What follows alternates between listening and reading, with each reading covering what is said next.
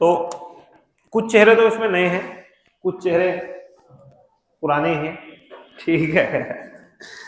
और खैर अभी इन्वायरमेंट करेंगे, इसके बाद में बच्चों के पेपर ऊपर चल रहे हैं अभी, तो फिर उसमें ऐसा सब्जेक्ट शुरू कर लेंगे जो लंबा स्थायी रूप से चलेगा, ठीक है। तो अभी तो हम वैसे सब्जेक्ट पूरे करेंगे जो कि आपके छोटे हैं, जैसे जो 7-7, 8-8 क्लासों के हैं उनको हम कंप्लीट कर लेंगे, ठीक है। तो देखो अलग अलग, मतलब मेरे हिसाब से बच्चे जो हैं वो कुछ ऐसे होंगे जिन्हें वनडे एग्जाम देना है, कुछ ऐसे होंगे जिन्हें कुछ पीसीएस वगैरह की रेस में भी होंगे, कुछ लोअर पीसीएस की भी रेस में होंगे, ठीक है। तो कुल मिला के आपको पता ही है कि आपको सब्जेक्ट कितने पढ़ रहे हैं, मैं कई बार आपको बता चुका हूँ, ठीक है, कि आपको कुल मिलाकर के लगभग 10 से 12 सब्जेक्ट पढ़ने हैं। इसमें एक हो गया आपका प्राचीन इतिहास, एक हो गया मध्यकालीन इतिहास, एक हो गया आधुनिक इतिहास यानी जिसे हम बोलते हैं मॉडर्न हिस्ट्री, उसके अलावा एक हो गया इंडियन ज्योग्राफी यानी भारत का भूगोल, ठीक। फिर एक हो गया विश्व का भूगोल, विश्व का भूगोल, ठीक।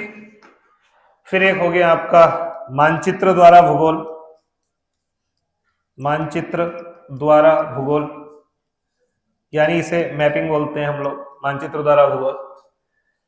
फिर हो गया एक आपका फिजिक्स, केमिस्ट्री और बायोलॉजी, और एक है साइंस एंड टेक, ठीक है, साइंस एंड टेक। इसमें एक हमने यहां पर छोड़ दिया पर्यावरण, जिससे कि आज के समय में काफी ज्यादा क्वेश्चन एग्जाम में आ रहे हैं। पर्यावरण हो गया और साइंस एंड टेक हो गया। एक हो गया आपका आईआर वाला पोर्शन, लिमिटेड, जितना एग्जाम में आता है उतना, और एक हो गया आपका इकोनॉमिक्स यानी अर्थशास्त्र या अर्थव्यवस्था, ये हो गया। और कुछ रह गया? हाँ, मेन रह गया आपका राजव्यवस्था, पॉलिटी, राजव्यवस्था यानी पॉलिटी, और एक और रह गया, वो रह गया आपका आर्ट एंड कल्चर। और कौन सा रह गया? हाँ, लगभग सब सब्जेक्ट आपके हो गए। जीएस में लगभग इतने सब्जेक्ट हैं जो हमें करने हैं पूरे, ठीक है। इसमें प्राचीन इतिहास, मिडिवल हिस्ट्री, आधुनिक भारत, भारत का भूगोल, विश्व का भूगोल, मानचित्र द्वारा भूगोल, पर्यावरण, physics, chemistry, biology, science and tech. Science and tech में क्या है ना, आजकल के समय में जो है वो आपके कुछ जो हम जिसे विविध क्या देते हैं, जैसे मान लो कि मिसाइलों से पूछ लिया, ठीक है, क्वेश्चन आ गया मिसाइलों से, या फिर इसरो से कुछ पूछ लिया, कोई उपग्रह से पूछ लिया कि आपके रिमोट सेंसिंग सैटेलाइट्स क्या होते हैं, ओशियन सेट क्या है, मेगा ट्रॉपिक्स क्या है, वो सब चीजें। ऐसे ही आपका एयर ट्रैफिक मैनेजमेंट क्या होता है, मतलब वहां से आ जाते हैं, कुछ ना कुछ लॉन्च होता है, तो वो सब इसमें हो गया साइंस एंड टेक में। और भी आ जाता है बायोटेक्नोलॉजी क्या है, स्टेम सेल्स क्या होती हैं, ठीक है, बहुत कुछ चीजें हो रही है, 3D प्रिंटिंग है, रोबोटिक्स है, नैनो टेक्नोलॉजी है, वो सब इसमें है। यहाँ से क्वेश्चन आज के टाइम पे आ जा रहे हैं। ये आईआर वाला पोर्शन है, यानी इंटरनेशनल रिलेशन, आईआर।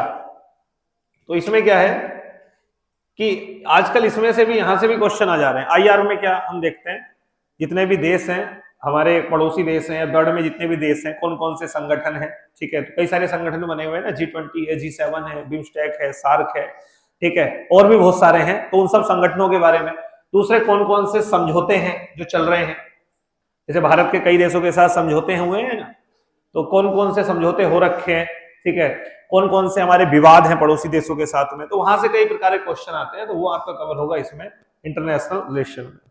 फिर है आपका अर्थशास्त्र, ठीक है, इकोनॉमिक्स, ठीक है। इकोनॉमिक्स में ज्यादातर क्वेश्चन करंट अफेयर्स से होते हैं, लेकिन हमें फाउंडेशन तो क्लियर करना ही पड़ेगा ना। फाउंडेशन जो होता है भाई, राष्ट्रीय आय क्या है, नेशनल इनकम क्या है, जीडीपी, जीएनपी, एनडीपी, एनएनपी में क्या अंतर होता है, बेरोजगारी क्या है, बेरोजगारी के टाइप्स क्या होते हैं, बैंकिंग क्या है, फाइनेंशियल मार्केट क्या होती है, शेयर मार्केट क्या है, मनी मार्केट क्या होती है, कैपिटल मार्केट क्या होती है, सेबी क्या है, आरबीआई क्या है, बहुत सारी चीजें हैं जो इसमें हमें देखनी है। उसके बाद पॉलिटी, ये वो सब्जेक्ट है जिसे लोग जीएस मान लेते हैं, मतलब पॉलिटी पढ़ करके लोग ऐसे तने तने घूमते हैं कि जैसे उन्होंने जीएस पढ़ लिया। पॉलिटी तो जीएस का 10% है, उसे पढ़ के, मतलब मैंने देखा है बच्चों को इकोनॉमिक्स तैयार कर लेते हैं, थोड़ा बहुत हिस्ट्री वाला पोर्शन देख लेते हैं, ये और थोड़ी बहुत इंडियन ज्योग्राफी, और उनको लगता है कि उनकी जीएस कंप्लीट हो गई। नहीं भाई, वो जीएस नहीं, वो आपकी 30-35% हुई है, अभी बहुत कुछ बचा हुआ है उसमें। जैसे आप विविध बोलते हैं, वो सब इन्हीं सब्जेक्टों में कवर होगा, ठीक है। तो पॉलिटी तो है ही है पूरी, उसके अलावा एक है आर्ट एंड कल्चर, ठीक है। आर्ट एंड कल्चर जो कि मैंने अभी पीछे पढ़ाई की थी 12 से 1 वाले बैच में, मैंने आपको बताया था कि अगर आप एसएससी की तैयारी कर रहे हैं, खास करके स्टेनो की, तो ये सबसे इंपॉर्टेंट है। इससे उम्मीद है कि 10 से 12 क्वेश्चन आपके केवल इस सब्जेक्ट से आ जाते हैं, यानी पूरी हिस्ट्री से 2 क्वेश्चन मिलेंगे, पूरी ज्योग्राफी से 2 से 3 क्वेश्चन हो सकता है मिले, ठीक है। इन्वायरमेंट से 1 या 2 क्वेश्चन मिले, इन सबसे इक्का दुक्का क्वेश्चन मिलेंगे, इससे अकेले आपको 10 से 12 क्वेश्चन मिलेंगे।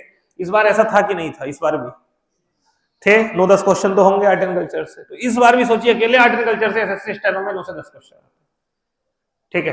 तो है इंपॉर्टेंट, आर्ट एंड कल्चर पढ़ना ही है, खास करके एसएससी के लिए तो आपको देखना है, ठीक है। इतना जीएस का जो सिलेबस है, आप देखिए कितना बड़ा है, इतना हमें कंप्लीट करना है, और ये 2 घंटे का बैच रहेगा आपका, 9 से 11 की टाइमिंग में, ठीक है। इसमें क्या होगा, ये तो एक रेलगाड़ी के डिब्बों की तरह है, इसमें बच्चे बैठते रहेंगे और उतरते रहेंगे। आप बैठ रहे हैं इन्वायरमेंट के साथ में, कुछ इन्वायरमेंट से उतर जाएंगे, कुछ नए सब्जेक्ट से चढ़ जाएंगे, तो ये सिस्टम चलता रहेगा बैच का। खैर, हमें क्या करना है, हमें रूटीन में रखना है। रूटीन में मतलब जैसे मान लो अभी कोई सब्जेक्ट हमने शुरू किया, उसके बाद फिर अगला, और ऐसे करके हमें सब कंप्लीट कराता रहूंगा, वो एक साइकिल में चीजें चलती रहेंगी, ठीक है। इसमें कुछ सब्जेक्ट छोटे हैं, जो ऐसे मानो कि 6-6, 7-7 क्लासों के हैं, ठीक है। जैसे इन्वायरमेंट, पर्यावरण, ये ऐसे मानो वहां 6-7 क्लास का है, 1 वीक का है। ऐसे ही जैसे साइंस एंड टेक वाला पोर्शन है, ये साइंस एंड टेक वाला पोर्शन, ये भी 6-7 क्लासों का है। ऐसे ही आपका आईआर वाला जो पोर्शन है, ये भी 6-7 क्लासों का ही है। तो मैं इस बैच में क्या कर रहा हूं, पहले वो निपटा रहा हूं जो कि 6-7 क्लासों के हैं, जिससे कि आपको हर हफ्ते ऐसा लगे कि हाँ, हमारा एक सब्जेक्ट कंप्लीट हो जा रहा है, आपको फीलिंग अच्छी आएगी, वो बढ़िया। उसके बाद में क्या होगा, बच्चों के बीएससी वाले, बीए वाले पेपर भी जो है खत्म हो जाएंगे। कई बच्चे ऐसे जो घर चले गए हैं, वो बहुत बच्चे थे जो कह भी रहे हैं कि सर आप पेपर लेट, ये बैच लेट शुरू करना, आप जनवरी में शुरू करना, 15 जनवरी के आसपास। मैंने कहा 1 महीना लेट हो जाएगा, तो मैं बैच को तो डिले नहीं कर सकता हूं, लेकिन एक काम, आप वहां से जो है वो आपको वैसे सब्जेक्ट मिल जाएंगे, जैसे इतिहास हो गया, भूगोल हो गया, बाकी पॉलिटी वगैरह, ये सब क्लियर। लगभग टारगेट यही है कि 6 से 7 महीने में हम बैच को कवर करेंगे, ठीक है। यानी पूरे जितने सब्जेक्ट हैं 6 से 7 महीने में हम लोग कवर करने की कोशिश करेंगे, ठीक है। उसमें थोड़ा ऊपर नीचे हो ही सकता है, ठीक है, 15-20 दिन, किसी ने कसम नहीं खा रखी है, लेकिन हाँ फिर भी कोशिश तो करेंगे। लगभग 6 से 7 महीने की बात है। अब क्योंकि ये जितने भी सब्जेक्ट हैं, इनमें ये देखो कुछ ऐसे हैं जिनमें आपको 25 क्लासें, 30 क्लासें लगेंगी, कुछ इतने लंबे हैं, कुछ ऐसे हैं जो 15-16 क्लासें लगेंगी। हाँ, 30 क्लासों से ज्यादा क्लास किसी में नहीं लगेगी, ऐसा कोई सब्जेक्ट नहीं है जिसमें 30 क्लासों से ज्यादा लगेगी, ऐसा कोई भी नहीं है। अब कुछ बच्चे ऐसे हैं जिनको अभी कोई एग्जाम देना है, मान लो उनको जीएस को बहुत स्ट्रॉन्ग करना है और उनका एग्जाम है कोई भी मई में या उसमें, उनके पास एक रास्ता है कि वो क्या कर सकते हैं, वो आपका 9 से 11 वाले बैच में पढ़ सकते हैं 2 घंटे जीएस, और 11 से 1 वाले में पढ़ सकते हैं 2 घंटे जीएस। तो आपका होगा क्या, आपका वीकली या 15 दिन में 2-2 सब्जेक्ट क्लियर होंगे। जैसे इसमें मैं इन्वायरमेंट शुरू कर रहा हूं, उसमें मैं आज स्टार्ट करूंगा हिस्ट्री, तो इधर इन्वायरमेंट उधर हिस्ट्री, तो ऐसे करके मान लो यहाँ पर इन्वायरमेंट कवर हो जाएगा 6-7 दिन में, और वहां पर 15-16 दिन में आपकी मॉडर्न हिस्ट्री हो जाएगी, फिर ऐसे अगला सब्जेक्ट ऐसे करके, तो फिर 3-3.5-4 महीने में आपकी जीएस कवर हो जाएगी। आपको करना, आप जैसे करना चाहते हैं, जैसे आपको सहूलियत लगती है, आप वैसे जीएस को कर सकते हैं, आपकी इच्छा है, ठीक है। तो ये है पूरा माजरा। अब मैंने आपसे कहा कि मैं शुरू में वो वाले सब्जेक्ट कराऊंगा जो कि आपके छोटे हैं। तो शुरू में जो मेरा है टारगेट वो ये है कि सबसे पहले मैं करवाऊंगा इन्वायरमेंट, पर्यावरण, उसके बाद में इसमें कराऊंगा साइंस एंड टेक, उसके बाद में इसमें करवाऊंगा इंटरनेशनल रिलेशन यानी आईआर। ये आपके लिए बेहतर क्यों होंगे, आपको मजा आएगा पढ़ने में बहुत ज्यादा, इसलिए क्योंकि आपके लिए नए होंगे, ठीक है, आपने पहले कभी पढ़े नहीं होंगे, टूटी फूटी जानकारी थोड़ी बहुत होगी आपको, लेकिन प्रॉपर तरीके से उसे सब्जेक्ट के रूप में कैसे पढ़ा जाता है ये आपको नहीं पता होगा, क्लियर। तो देरी तो ज्यादा करेंगे नहीं, शुरुआत करते हैं इन्वायरमेंट से, पर्यावरण से, ठीक है। आप एक मोटा सा रजिस्टर बना लेना, ठीक है, अलग अलग बाद में करवा लेना, फिलहाल तो आप एक मोटा सा रजिस्टर, कुछ मतलब ठीक ठाक सा आप ऐसा मोटा रजिस्टर ले लीजिए, और उसमें आप पूरी जीएस का अपने नोट्स बना लेना, ठीक है। बात आती है किताब की, कि सर जी साथ में किताब कौन सी पढ़नी है, आपने कोई किताब नहीं लेनी, आपको केवल और केवल लेना है पर्यावरण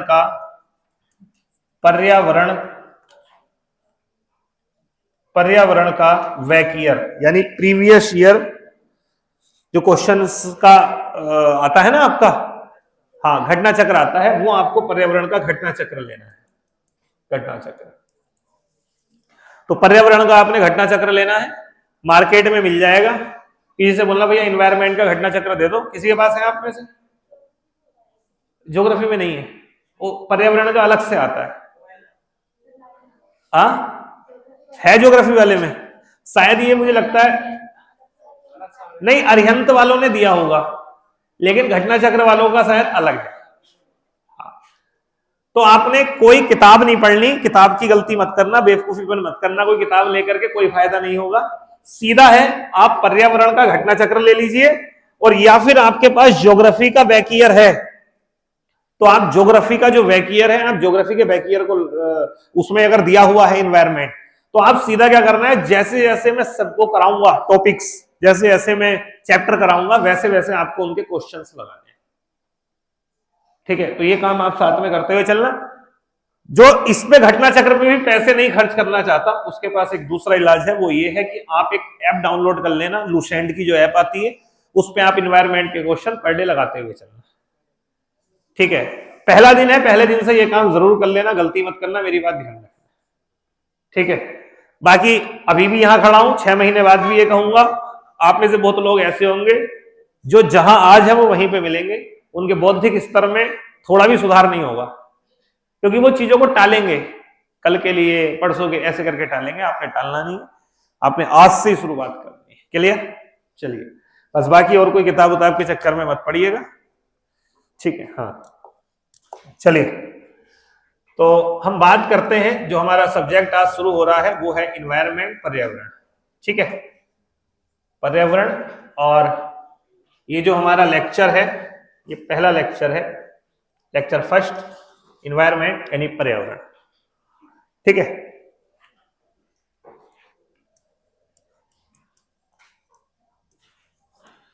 अच्छा, इन्वायरमेंट से क्या था ना, पहले उतना इंपॉर्टेंट सब्जेक्ट थोड़ी था पर्यावरण, होता भी क्यों, क्या ही पढ़ना है पर्यावरण में यार, लोग जिंदगी जी रहे हैं, पेड़ पौधे हैं, ठीक है, जानवर हैं, जीव हैं, सब कुछ है, कोई इतना ध्यान थोड़ी दे रहा है। वो तो हुआ क्या, जब औद्योगिक क्रांति हुई, और जो औद्योगिक क्रांति के हमें प्रतिफल मिले, जो रिजल्ट मिले, और वो भी बड़े खराब, कि बीमारियां फैलने लगी, ये होने लगा, प्रजाति विलुप्त होने लगी, बायोडाइवर्सिटी खत्म होने लगी, ओजोन में छेद होने लगा, तब लोगों को लगा कि यार इस वाले सब्जेक्ट को हमें थोड़ी सी महत्ता देनी चाहिए, और तब ये सब्जेक्ट ज्यादा महत्वपूर्ण बन गया पर्यावरण। और आज के समय में क्या है ना, आप एग्जाम देखेंगे तो कई बार ऐसे होता है कि पर्यावरण से भर के क्वेश्चन पूछता है। और मैं आपको बताऊं, सबसे ज्यादा जो ब्राइट फ्यूचर वाला सब्जेक्ट है आपका, जिसका बेहतरीन फ्यूचर है एग्जामों के हिसाब से, वो इन्वायरमेंट है। हिस्ट्री का सबसे खड्डे में है, रीजन है क्योंकि हमें भी समझ में आता है हिस्ट्री पढ़ के क्या हासिल होता है, कुछ हासिल थोड़ी होता है। 4 किस्से जो 4 लोगों के चेहरे पे मुस्कुराहट ला सके, बस हिस्ट्री से इतना ही कुछ तो हो पाता है, बाकी बहुत ज्यादा कुछ हासिल थोड़ी होता है। बताइए आपके बौद्धिक जीवन पे क्या इफेक्ट पड़ता है? आपने अकबर को पढ़ते हैं, आप औरंगजेब को पढ़ते हैं, सबको पढ़ते हैं, हाँ थोड़ा बहुत ये जरूर रहता है कि आप भूल चूक से सीख जाते हैं कि भाई उसने ये गलती करी, एटलीस्ट हमें अपने जीवन में नहीं करनी। तो जो ऐसे सब्जेक्ट है उनका फ्यूचर गड्ढे में, लेकिन वैसे सब्जेक्ट जो मानव जीवन के लिए जरूरी है, उनको पढ़े बिना, उनकी अवेयरनेस के बिना मानव जीवन खतरे में है, तो उनका तो सीधी सी बात है कि उनका जो आगे का फ्यूचर है वो ज्यादा बेहतर है। तो इसलिए इन्वायरमेंट, आपको बताऊं, यूपीएससी का एक बार पेपर हुआ था, मुझे एग्जैक्टली सन याद नहीं है, ठीक है, 2-4 साल पहले एक पेपर आया होगा, और उसमें क्या था कि लगभग 54 question out of 100 current affairs को लगा करके केवल इन्वायरमेंट से थे। 54 क्वेश्चन 100 में से केवल इन्वायरमेंट से। और उसके बाद में इन्वायरमेंट की इतनी बुकें आ गई मार्केट में, क्योंकि भाई ऐसे लग गया कि पर्यावरण, कोई खाली पर्यावरण पढ़ ले तो भैया उसका यूपीएससी प्रीलिम्स निकल जाएगा, यूपीएससी प्रीलिम्स तो आपका 40-45% पे निकल जाता है। ठीक है, तो इसको आपको ना पर्यावरण को ये सोच के नहीं पढ़ना कि मैं एग्जाम के पॉइंट ऑफ व्यू से पढ़ रहा हूं, आपको माइंड में ये लेकर के चलना है कि एग्जाम तो ठीक है, लेकिन मुझे ये सब्जेक्ट इसलिए पढ़ना है कि प्रेजेंट टाइम में इन्वायरमेंट में क्या क्या चुनौतियां हैं, क्या क्या समाधान हो सकते हैं, और मुझे कैसे इको फ्रेंडली बन करके रहना है। एक शब्द आपने सुना होगा ना, इको फ्रेंडली, कि भैया ये इको फ्रेंडली है। हर चीजों के लिए हम बोलते हैं, चाहे सजीव हो या निर्जीव हो। जैसे प्लास्टिक, हम कहते हैं भैया ये इको फ्रेंडली नहीं है क्योंकि ये पर्यावरण को नुकसान पहुंचाता है। ऐसी बहुत सारी चीजें होती हैं जो पर्यावरण को सपोर्ट करती हैं, यानी उसके अनुकूल होती हैं, तो उन्हें हम इको फ्रेंडली कहते हैं। क्लियर? खैर चलिए, तो पर्यावरण जो है हम स्टार्ट कर रहे हैं, लेक्चर फर्स्ट है। पहले आपको मैं थोड़ा सा इसका सिलेबस बता दूं, जो जो मैं चीजें डिस्कस करूंगा, इससे कि आपको थोड़ा सा रस आ जाए पढ़ने में। तो पहला जो मेरा चैप्टर रहेगा इसमें, वो रहेगा पर्यावरण ही। ठीक है, पर्यावरण, घटक, कोमा, मानव के साथ संबंध। ठीक, ये पहला चैप्टर रहेगा हमारा, पर्यावरण, घटक को मानव। अच्छा, ये चैप्टर मेरे, आप किसी पर्यावरण की अगर किताब को लेकर के चलेंगे साथ में तो उससे मैच नहीं करेंगे, क्योंकि मैं थोड़ा इसको अपने हिसाब से इजी वे में लूंगा, जहां मुझे जो चीज पढ़ानी है वहां पे पढ़ाऊंगा। ठीक है, तो पर्यावरण, घटक, कोमा, मानव के साथ सहसंबंध। ठीक है, इसके बाद दूसरा हम जो चैप्टर देखेंगे वो देखेंगे हम पारिस्थितिकी तंत्र, इकोसिस्टम।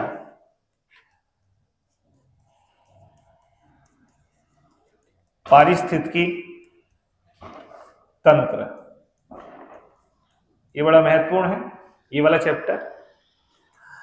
और पारिस्थितिकी तंत्र के बाद में फिर हम इसी में बात कर लेंगे, जब पारिस्थितिकी तंत्र हम पढ़ लेंगे तब इसी में हम बात कर लेंगे एक फूड चेन की, जिसे हम क्या बोलते हैं, खाद्य श्रृंखला बोलते हैं। खाद्य श्रृंखला, फूड चेन सुना होगा आपने। प्राथमिक उपभोक्ता, द्वितीयक उपभोक्ता, तृतीयक उपभोक्ता, सर्वाहारी, अपघटक, वो सब। तो खाद्य श्रृंखला, इस पर हम लोग बात करेंगे। और जब आप खाद्य श्रृंखला को पढ़ते हैं तो साथ में ही मैं आपको पढ़ाऊंगा पिरामिड। एग्जाम में आते हैं ना कई बड़े एग्जाम आपके, उसमें पिरामिड्स पूछता है कि बताइए कि समुद्री पिरामिड कैसा बनेगा, संख्या पिरामिड या भार पिरामिड, तो क्या होता है वो मैं आपको समझाऊंगा आगे। ठीक है, ये इसके बाद जो महत्वपूर्ण चैप्टर आपका आएगा वो आएगा जैव विविधता, बायोडाइवर्सिटी। बार बार नाम सुनते होंगे आप, जैव विविधता एवं संरक्षण। और इसी में जब आप बायोडाइवर्सिटी को पढ़ोगे, टाइप्स ऑफ डाइवर्सिटी पढ़ोगे, उसके बाद जब आप डाइवर्सिटी का संरक्षण पढ़ोगे तो उसमें मैं पढ़ाऊंगा इन सीटू और एक्स सीटू संरक्षण क्या होता है। और वहीं पर मैं बात करूंगा आपका राष्ट्रीय उद्यान, नेशनल अभयारण्य, वो नेशनल पार्क्स क्या होते हैं, और वन्य जीव अभयारण्य क्या होते हैं, जैव मंडल रिजर्व क्या होते हैं, अंतर होता है ना सब में। ठीक है, तो वो हम बात करेंगे। ठीक है, तो ये हो गया। उसके बाद में फिर हम बात करेंगे जलवायु परिवर्तन,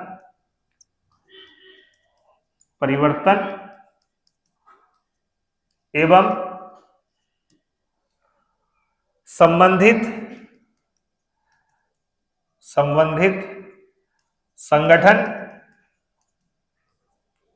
व सम्मेलन।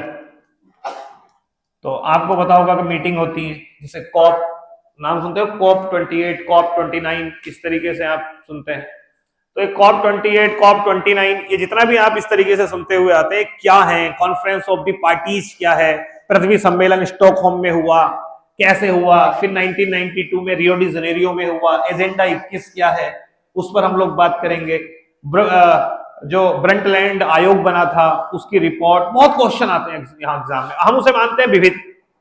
जैसे आपने एक शब्द सुना होगा, भी सुनते होंगे आप, सस्टेनेबल डेवलपमेंट, सुनते हो, सतत विकास। आपको ये भी पता होगा कि हम लोगों ने 2015 में लक्ष्य निर्धारित किए हैं 17 एसडीजी के, यानी सस्टेनेबल डेवलपमेंट गोल्स, जो हमें 2030 तक पूरे करने हैं। तो ये है क्या सतत विकास, ये कॉन्सेप्ट कहां से आया, ठीक है, वो सब आपको इसमें क्लियर हो जाएगा। ठीक है, जलवायु परिवर्तन एवं संबंधित संगठन व सम्मेलन। इसके बाद में हम बात करेंगे एक इंपॉर्टेंट चीज, वो है प्रदूषण, पॉल्यूशन। यहां से बहुत सारे क्वेश्चन आते हैं आपके प्रदूषण से। तो आप कहोगे जी प्रदूषण में हमें क्या पढ़ना? भाई प्रदूषण को आप जितना सीमित समझते हो उतना है नहीं, बहुत व्यापक, बहुत ब्रॉड कॉन्सेप्ट है प्रदूषण का, पॉल्यूशन का। केवल एयर पॉल्यूशन नहीं है, केवल वाटर पॉल्यूशन नहीं है, बहुत सारे हैं। सॉइल पॉल्यूशन है, ठीक है। तो पॉल्यूशन, ध्वनि प्रदूषण है। तो प्रदूषण के टाइप कौन कौन से होते हैं और कौन कौन सी चीजें उसके लिए उत्तरदायी हैं, वो सब हम यहां पर बात करेंगे, यहां से जो भी क्वेश्चन आते हैं उस पर, ठीक है। उसके अलावा यहीं पर एक टॉपिक है आपका ओजोन क्षरण। ओजोन क्षरण, हालांकि इसको आप ज्योग्राफी में भी पढ़ते हो, ज्योग्राफी में भी जब आप एटमॉस्फेयर पढ़ते हो वहां पर भी ओजोन को मैं पढ़ाता हूं, लेकिन इसमें भी हम थोड़ा सा डिस्कस कर लेंगे ओजोन के बारे में। तो ओजोन क्षरण एवं संबंधित प्रोटोकॉल, एवं संबंधित प्रोटोकॉल, संबंधित प्रोटोकॉल, ठीक है। ओजोन क्षरण एवं संबंधित प्रोटोकॉल, ये इसमें बात करनी है, ठीक है। उसके अलावा पर्यावरण एवं घटक मानवीय सह संबंध हो गया, पारिस्थितिकी तंत्र में मैक्सिमम चीजें देख लेंगे, खाद्य श्रृंखला एवं पिरामिड, जैव विविधता एवं संरक्षण, जलवायु परिवर्तन एवं संबंधित, ठीक है, ये हो गया प्रदूषण। इसके अलावा अब मैं करूंगा जो विविध है, पर्यावरण का जो विविध है, जहां से कई सारे क्वेश्चन आते हैं। क्या क्या विविध में आप हम देखेंगे? हाँ, क्या कह रहे हो? जल संरक्षण, बहुत छोटा सा टॉपिक है, और वो आप यह तो करोगे ना प्रदूषण में। तो पोल्यूशन में आप वाटर पोल्यूशन पढ़ोगे, वहीं पर हम जल संरक्षण की बात करेंगे, ठीक है। विविध में जो टॉपिक है हमारा, उसमें एक विविध में हम टॉपिक पढ़ेंगे पर्यावरण से संबंधित संस्थाएं, पर्यावरण से संबंधित संस्थाएं। कई नाम सुनते होंगे, जैसे आप IUCN सुनते होंगे, UNEP का नाम सुनते होंगे, यूनाइटेड नेशन एनवायरमेंटल प्रोग्राम, 1972 में इसको ऑर्गेनाइज किया गया था। तो ऐसी एक आप सुनते होंगे UNFCCC। ये जितनी भी संस्थाएं हैं, ये क्यों बनी, क्या इनका काम है? ऐसे आप एक नाम सुनते होंगे रेड डाटा बुक, कौन जारी करता है? IUCN जारी करता है। तो क्या है, ये कैसे कैसे काम करते हैं, वो सब हम यहां पर बात करेंगे, प्रमुख संस्थाएं। उसके अलावा प्रमुख परियोजना एवं प्रोजेक्ट, या लिख देता हूं सीधा प्रोजेक्ट। अब आप कहेंगे जी ये क्या मामला है? जैसे आपसे एग्जाम में आता है कि गिद्ध संरक्षण परियोजना या प्रोजेक्ट की शुरुआत कब हुई थी, ठीक है।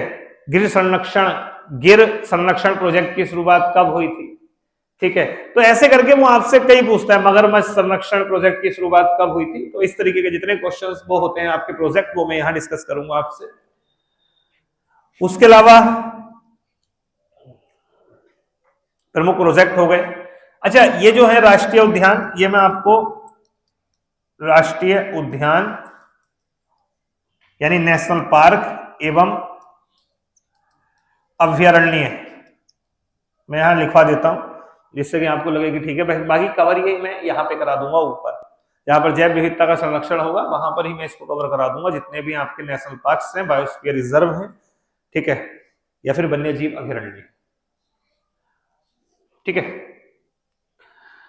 तो पर्यावरण से संबंधित संस्थाएं हो गई, प्रमुख प्रोजेक्ट हो गए, ठीक है, राष्ट्रीय उद्यान एवं अभ्यारण्य हो गए।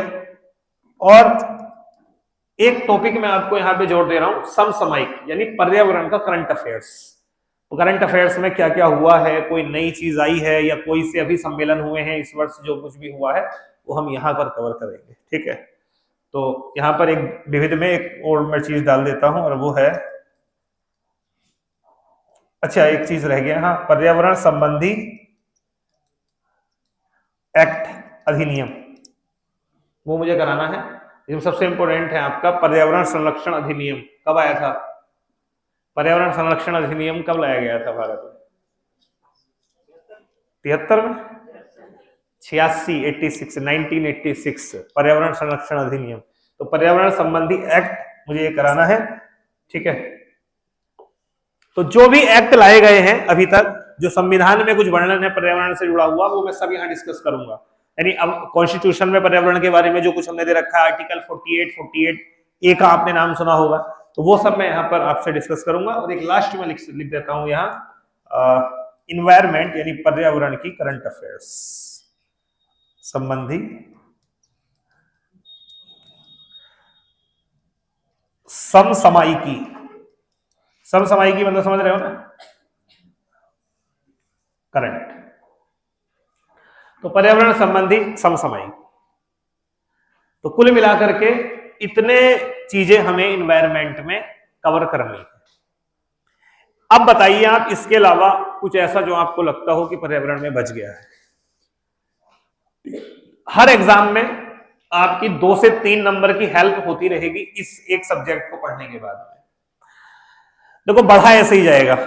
अब अगर आप ये सोचो कि मैं कहीं भी जीएस में जाके और क्लास ऐसे करके बैठ जाऊं और वहां पर कभी कुछ हो रहा है, कभी कुछ हो रहा है, कुछ हो रहा है, उससे कुछ नहीं है। बस आपको फील हो रहा है कि आप सब कुछ पढ़ रहे हो, कुछ भी कहीं नहीं जा रहा। सिस्टमेटिक तरीके से ही जीएस सीखी जा सकती है और कोई तरीका नहीं है। सिस्टमेटिक तरीका क्या है? वो यही है, पहले आप समझो जीएस के कितने सब्जेक्ट है, उन्हें आप बिल्कुल फाउंडेशन से स्टार्ट करिए एक एक करके। क्लियर? चलिए, तो इतना हमें पढ़ना है। कुछ किसी को लगता है तो बताओ मुझे, जिससे लगता हो कि कुछ रह गया है, कुछ छूट गया है तो बताइए। हाँ चलिए, एक बिल्कुल सही है। एक टॉपिक इसमें विविध में ही लिख लेना हो, पर्यावरणीय आंदोलन। मैं देख रहा हूं आजकल के एग्जाम में ना यहां से क्वेश्चन आ जा रहे हैं, ठीक है। जैसे आपके एसएससी के इसमें पूछा है, एक इसी अभी शिफ्ट में कोई देखे आ गया, एक शायद नवग्राम आंदोलन ऐसे कुछ करके पूछा था ना, एक शायद स्वाभिमान करके पूछा था, वो नहीं एक और था शायद, इसी एग्जाम में था या पता नहीं किसमें, वो इन्वायरमेंट से जुड़ा हुआ आंदोलन था। बाकी चिपको हो गया, अपीको हो गया, वो बहुत इंपॉर्टेंट है, जो राजस्थान में चला था। बिश्नोई आंदोलन, क्योंकि लॉरेंस बिश्नोई का नाम बड़ा है, तो बिश्नोई आंदोलन से क्वेश्चन आ सकता है कि किसने उसको संगठित किया, बिश्नोई आंदोलन क्या था, वो सब, तो वो मैं इसमें कराऊंगा पर्यावरणीय आंदोलन, ठीक है। तो अगर आप किताब को देखोगे ना तो उसमें बहुत बड़ा लगेगा आपको, यार ये रह गया, वो रह गया, ये रह गया। नहीं, मैं पूरी इन्वायरमेंट आपकी इसमें कवर कर दूंगा इतने टॉपिकों में, ठीक है। देरी करते नहीं है, शुरुआत करते हैं। पहला चैप्टर हम लिखेंगे जो मैं शुरू कर रहा हूं, पर्यावरण घटक एवं मानव के साथ सहसंबंध।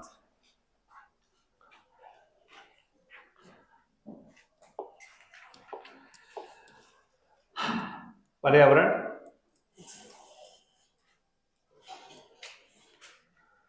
ठीक है, कोमा घटक, कोमा मानव के साथ सहसंबंध।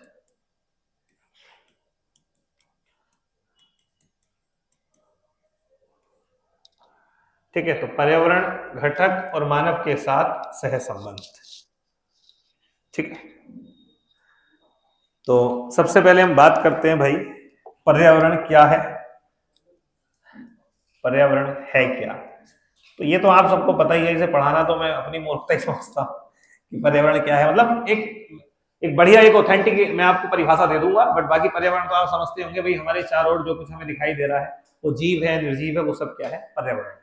यही तो है। मैं आप सबको पर्यावरण क्या है, और वैसे भी जो पर्यावरण है, ये जो इन्वायरमेंट शब्द है, जो इन्वायरमेंट शब्द है, ये जिस शब्द से निकला है वो फ्रेंच शब्द से निकला है। एक ये जो निकला है ना, ये एक फ्रेंच शब्द से निकला है। आप ज्यादातर शब्दों की उत्पत्ति देखोगे तो या तो वो आपको ग्रीक शब्द से निकलती दिखाई देगी, या वो आपको फ्रेंच से दिखाई देगी, या फिर लैटिन शब्द से निकलती हुई दिखाई देगी। तो ये जो इन्वायरमेंट शब्द निकला है ना, ये एक फ्रेंच शब्द से निकला है, और फ्रेंच में भी ये जिस शब्द से निकला है वो इन्वायरनर से निकला है। इन्वायरनर, इन्वायरनर का मतलब क्या होता है? इन्वायरनर का मतलब होता है आपका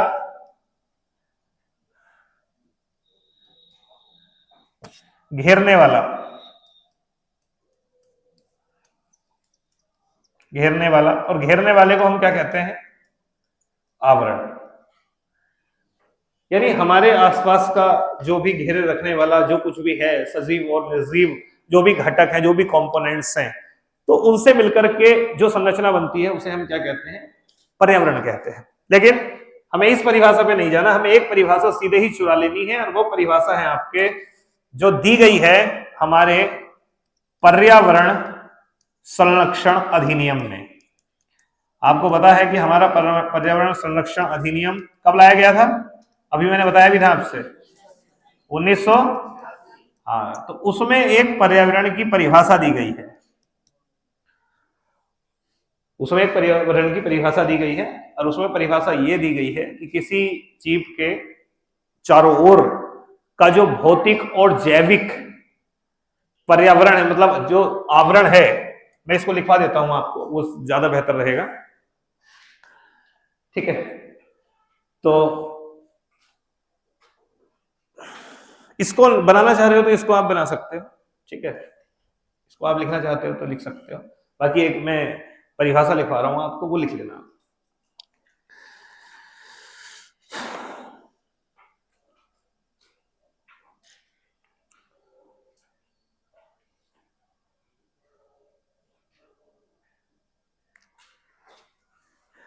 लिखेगा, सामान्यतः पर्यावरण का तात्पर्य, पर्यावरण का तात्पर्य आसपास के वातावरण से होता है। सामान्यतः पर्यावरण का तात्पर्य आसपास के वातावरण से होता है, आसपास के वातावरण से होता है, आसपास के वातावरण से होता है।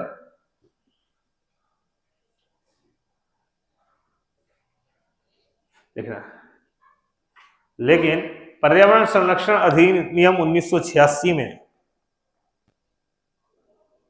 पर्यावरण संरक्षण अधिनियम 1986 में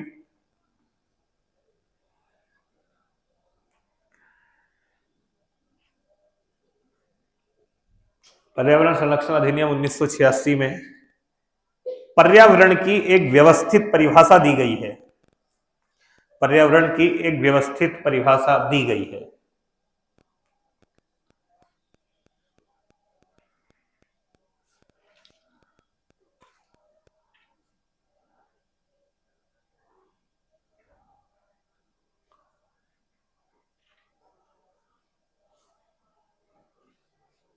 व्यवस्थित परिभाषा दी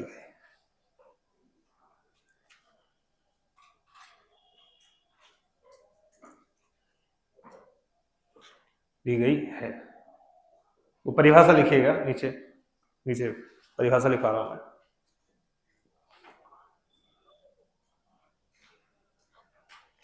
लेकिन पर्यावरण किसी जीव के किसी जीव के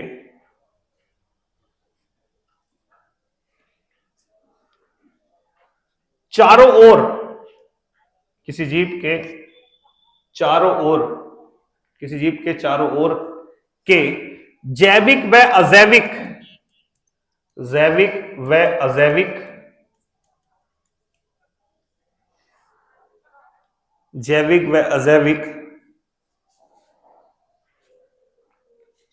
संघटकों, संघटक मतलब होता है कंपोनेंट्स, जैविक व अजैविक संघटकों,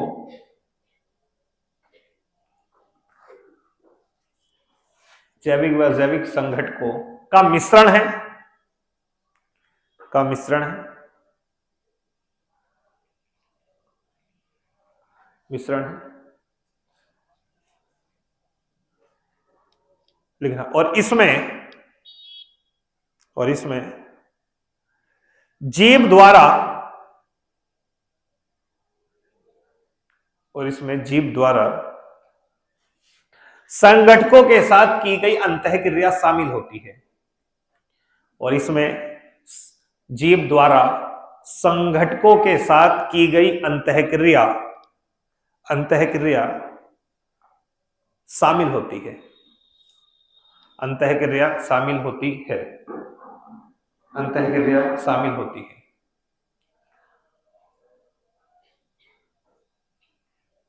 मुझे पता है तुम्हें समझ में नहीं आया होगा, लेकिन अभी समझाता हूं क्या है मामला।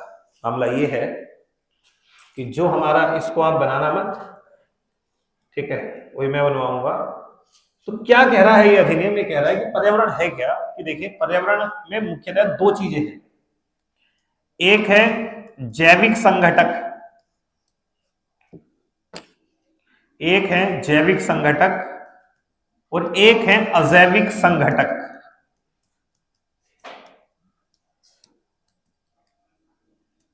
आपने सुना होगा बायोटिक कंपोनेंट्स, जैविक संघटक।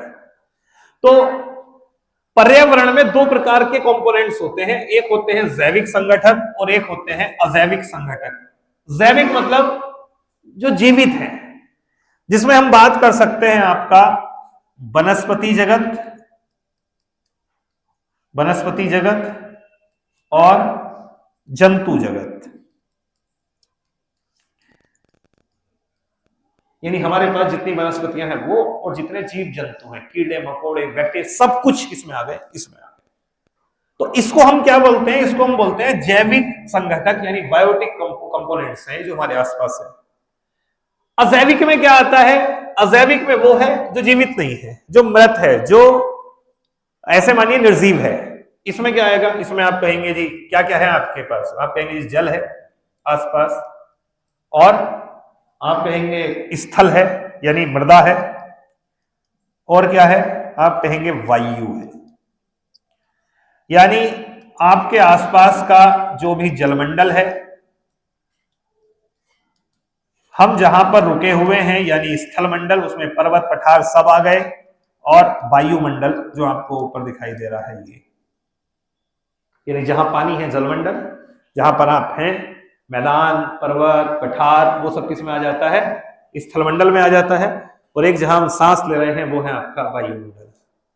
तो बेसिकली ये जो तीन मंडल है, इन मंडलों को हम किसमें अंतर्गत रख सकते हैं? अजैविक संघटक के अंतर्गत रख सकते हैं।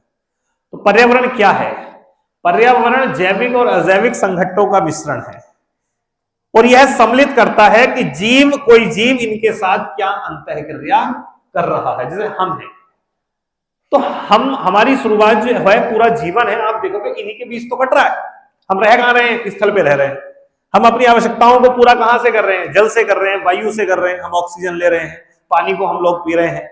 उसके अलावा अब आते हैं भोजन के लिए, हम किस पे निर्भर कर रहे हैं? या तो कुछ नॉन वेज खा रहे हैं या कुछ वेज है, वेज वाले वनस्पति खा रहे हैं, नॉन वेज वाले जंतुओं से अपना भोजन पूरा कर रहे हैं। तो मानव जीवन के लिए, किसी भी जीव के जीवन के लिए पर्यावरण तो है ही महत्वपूर्ण, वहां वो रहता है, लेकिन वो करता क्या है? वो जैविक और अजैविक संघटकों के साथ एक अंतःक्रिया करता है। तो क्या है पर्यावरण? आप सीधी सीधी एक लाइन में परिभाषा दे सकते हो, जैविक और हमारे आसपास के जैविक और अजैविक संगठनों का मिश्रण ही पर्यावरण है। काम एक लाइन में, यानी हमारे आसपास के जो भी जैविक और अजैविक संगठक है, उनका मिश्रण ही क्या कहलाता है? पर्यावरण कहलाता है। बताइए समझ में? ठीक है, तो अब आप नीचे लिखिएगा।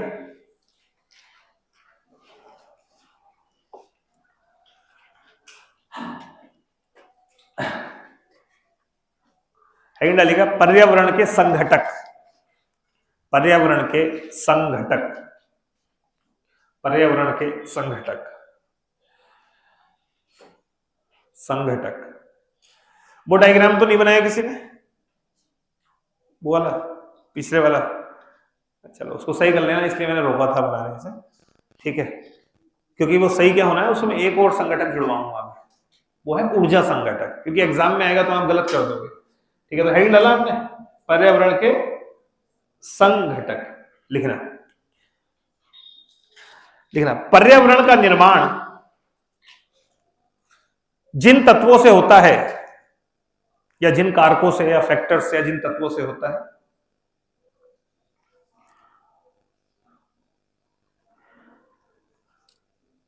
उन्हें हम पर्यावरण के संघटक कहते हैं। उन्हें हम पर्यावरण के संघटक कहते हैं। उन्हें हम पर्यावरण के संघटक कहते हैं।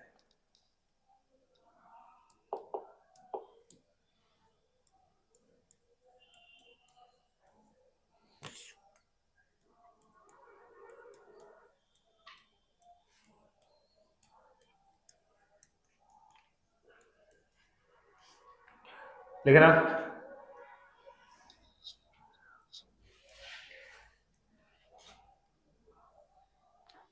पर्यावरण में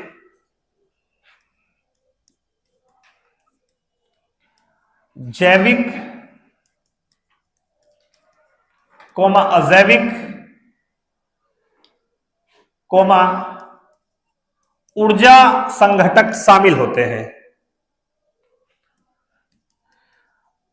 ऊर्जा को मैंने आपको वहां इसलिए नहीं बताया क्योंकि ऊर्जा एक अलग है, लेकिन इन दोनों में जो पहुंच रही है वो पहुंच सूर्य से रही है, तो इसको हम एक अलग से ऊर्जा संघटक मान लेते हैं। मतलब एक मेन संघटक दो ही है, जैविक और अजैविक।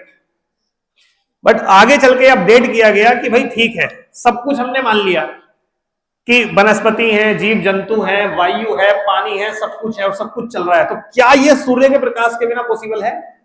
अगर सूर्य का प्रकाश ही ना हो तो क्या पेड़ पौधे वो बना पाएंगे? नहीं बना पाएंगे। तो भोजन मतलब पूरे का पूरा साइकिल खत्म हो जाएगा। इसलिए एक नया संघटक और जोड़ दिया गया, वो कौन सा है आपका? ऊर्जा संघटक। तो क्या लिखा आपने? पर्यावरण में जैविक, अजैविक और ऊर्जा संघटक शामिल है। तो आप क्या करिए, अब ये डायग्राम बनाइए पर्यावरण के संघटक।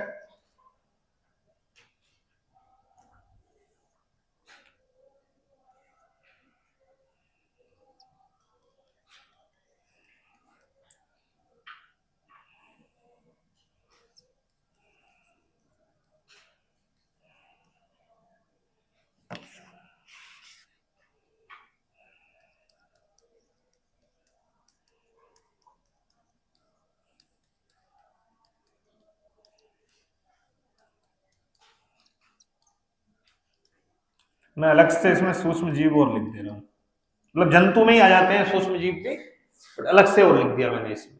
ठीक है, तो अब ये डायग्राम बनाना। वनस्पति, जंतु, सूक्ष्म जीव, जैविक में, अजैविक में, जलमंडल।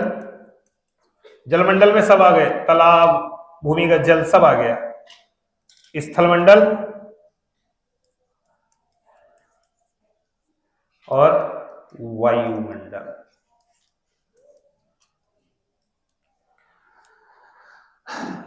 स्थलमंडल में सब आ जाएगा, मैदान, पर्वत, पठार, वो सब चीजें। और ऊर्जा संघटक में क्या आएगा आपका? सौर ऊर्जा, या मैं कह सकता हूं सूर्य प्रकाश।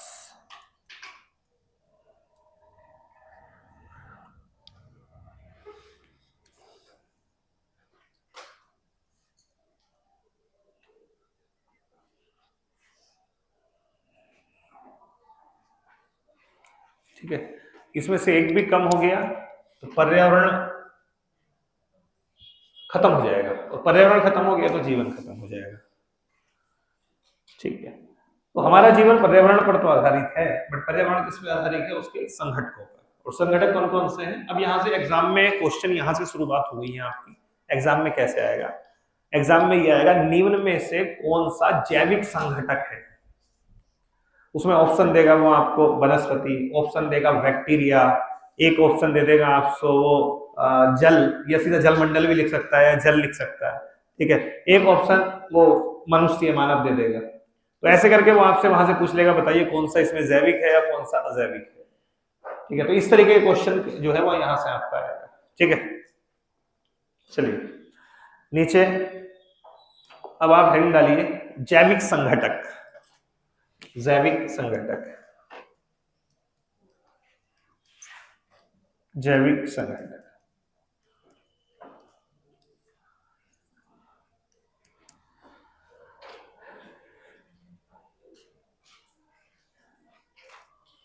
ठीक है, जैविक संघटक लिख रहा। जीवित इकाइयों को, जीवित इकाई या संरचना लिख सकते हो, जीवित संरचना को ऐसे भी लिख सकते हो, जीवित संरचना को जैविक संघटक के अंतर्गत रखा जाता है। जैविक संघटक के अंतर्गत रखा जाता है, जैविक संघटक के अंतर्गत रखा जाता है, जैविक संघटक के अंतर्गत रखा जाता है।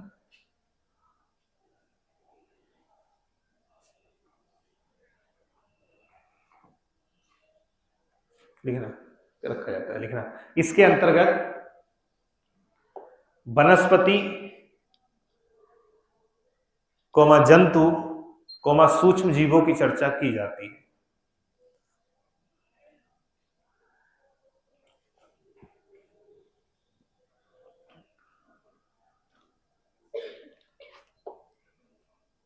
की चर्चा की जाती है।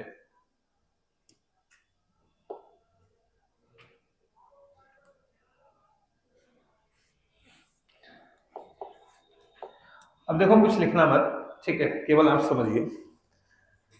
एक तो हो गए आपकी वनस्पति, ये आपस में जुड़े हुए कैसे हैं इसको आप समझिए। एक है वनस्पति, एक है जंतु।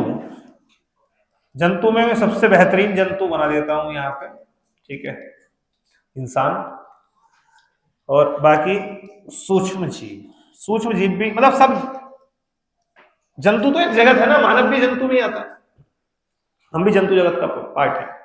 सूक्ष्म जीव, सूक्ष्म जीव में हम बात कर सकते हैं किसकी, जैसे बैक्टीरिया की यानी जीवाणु की। तो 3 संगठक मैंने बताए जो कि आते हैं आपके जैविक संगठनों में। तो सिस्टम कैसा है, सिस्टम ये है कि वनस्पति किस पर है, आप कहेंगे मृदा पर है। मृदा के ऊपर ही तो है मृदा। अच्छा, मृदा में क्या क्या है, आप कहेंगे मृदा में पानी है, मृदा में खनिज है, यानी जो भी आयरन वगैरह ये सब चीजें हैं, यानी मृदा में खनिज है, ठीक है। वनस्पति क्या करती है, ये जितने भी मृदा में चीजें होती हैं उन सब चीजों को अपनी जड़ों के माध्यम से खींचती है। अच्छा, ये जितने भी संगठक हैं ये कौन से हैं, मृदा, पानी, खनिज, ये सब क्या है, ये जैविक है या अजैविक है?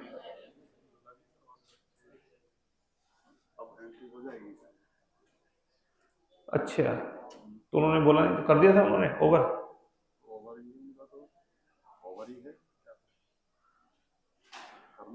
ठीक है, फिलहाल तो बैठाओ, हाँ, बात कर लूंगा मैं उनसे, ठीक है।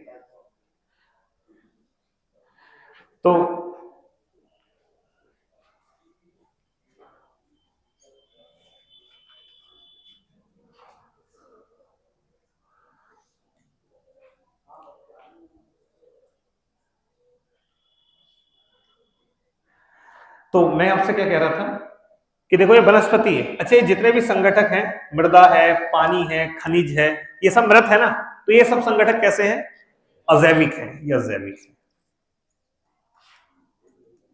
अजैविक है। वनस्पति के अंदर कितनी ताकत है कि वनस्पति क्या करती है, इन सब अजैविक संगठकों का प्रयोग करती है।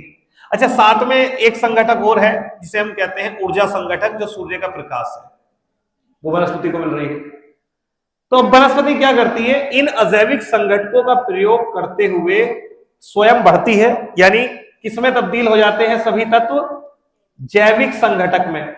सभी तत्व जैविक संगठक में, सब में जीवन आ गया ना भाई। जैसे जैसे वृक्ष बढ़ रहा है तो जो भी नीचे से पानी लिया जा रहा है, जो भी खनिज लिए जा रहे हैं, जो भी पोषक तत्व है, वो सब किसमें कन्वर्ट हो रहे हैं, जैविक संगठक में, यानी वनस्पति बन जा रही है। अब क्या होगा, ये पूरा वृक्ष बड़ा हो गया। अब यहां पर क्या होगा, अच्छा एक चीज और बताता हूं, ये जो अजैविक संगठक होते हैं ना, ये सब जो है वो आपके अकार्बनिक होते हैं, ये होते हैं अकार्बनिक प्रकृति के।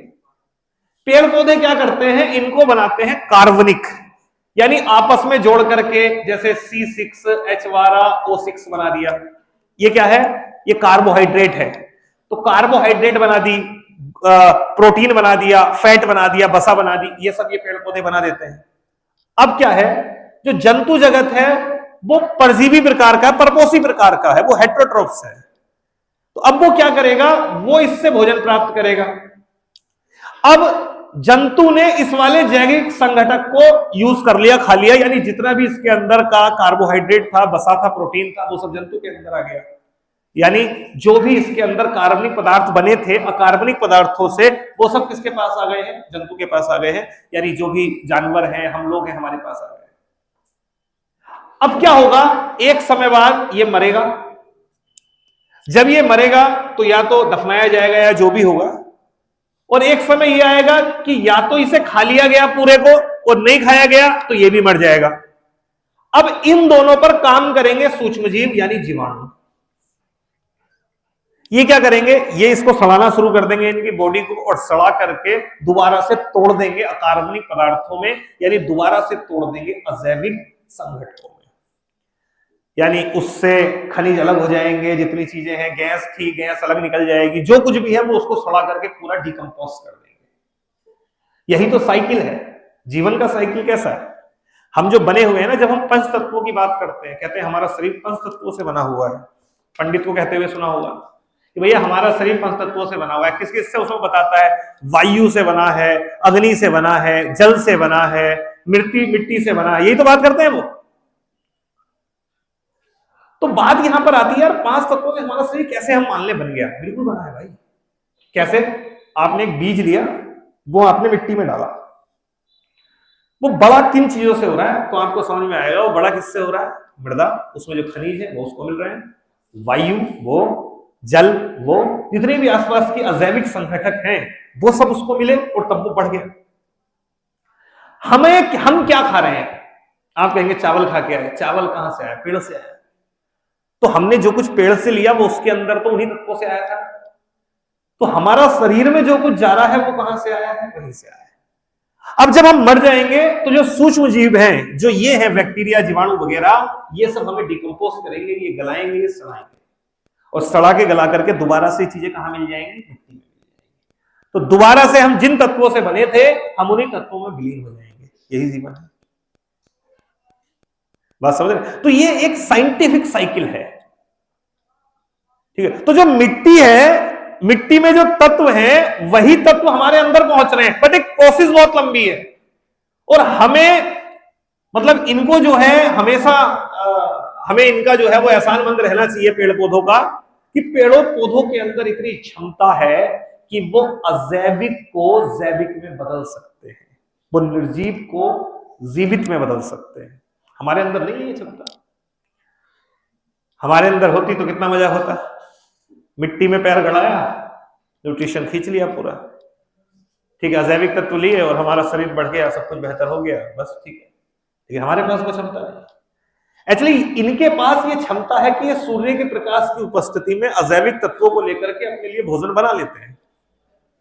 और इसीलिए आप देखोगे कि इनको हम क्या कहते हैं?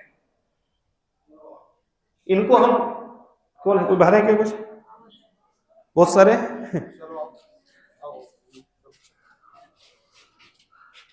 बैठो भाई,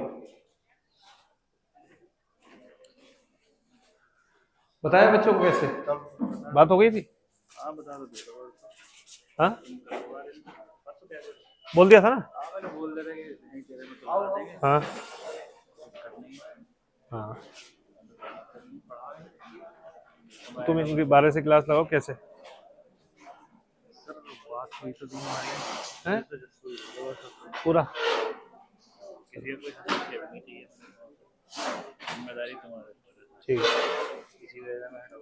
ठीक ठीक, चलो मैं क्लास के बाद बात करता हूँ, ठीक है। तो देखो आप लोग ये समझो, जो लोग अभी आए हो, ये मत समझो कि क्या पढ़ा अभी तक, बस ये समझो कि ये बैच के बारे में थोड़ा सा मैं आपको बता देता हूँ, वो ज्यादा सही है। बैच के बारे में बात ये है कि यहां ये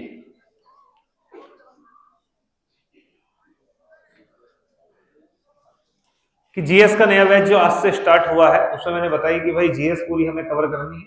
और जीएस के जो लगभग टोटल सब्जेक्ट हैं वो लगभग ये मानो कि 7 ये हो गए और लगभग 7 ये हैं, यानी 14 सब्जेक्ट हैं जीएस में, ठीक है।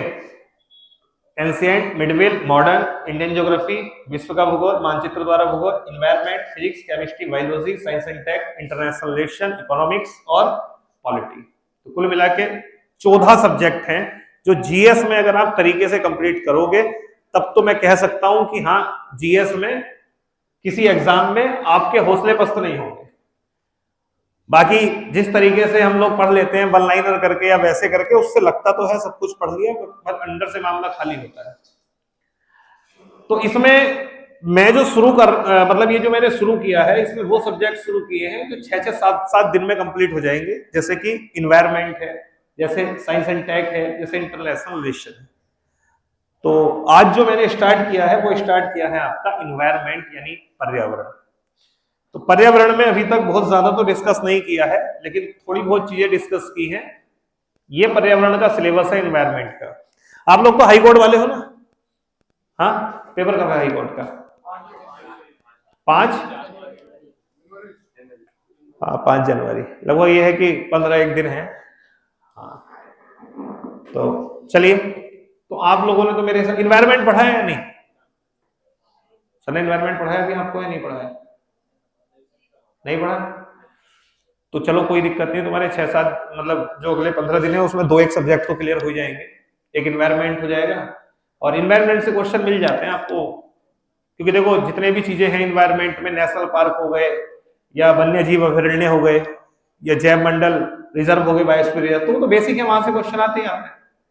तो आप कर सकते हो कंटिन्यू, बाकी तो आपकी इच्छा ही है, ठीक है, फोर्स में किसी को कर नहीं सकता। चलिए,